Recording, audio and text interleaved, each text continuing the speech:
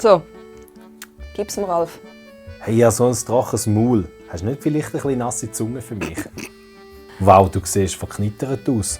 Soll ich mal über dich bügeln? Na, Schnitte, schon belegt? Hey Girl, bist du eine Kommunistin? Ich spüre nämlich einen Aufstand in meiner Unterschicht. Du siehst aus wie meine Stiefschwester. Bin 1,90 groß, wiege 140 Kilo, bin 51, habe Vollbart. Mein Name ist Bernd. Interesse?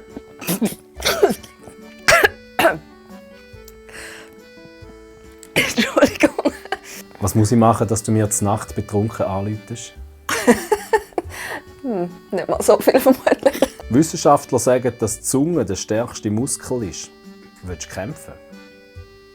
Hast du Instagram? Meine Mutter hat immer gesagt, ich soll meinen Träumen folgen. Ich liebe Kartenspiel. Willst du meine Herzdame sein? Du wollen machen Bum Bum? Hey, schnell, schnell. Interpol ist auf dem Weg, um meinen Penis zu suchen. Hilfst du mir, um ihn zu verstecken? Was reimt sich auf Stricken? Bist du mein Laptop? Du bist wirklich heiß und ich mache mir Sorgen. Bist du vom Himmel gefallen? Dann lass uns Sex haben. Hey, bist du Google?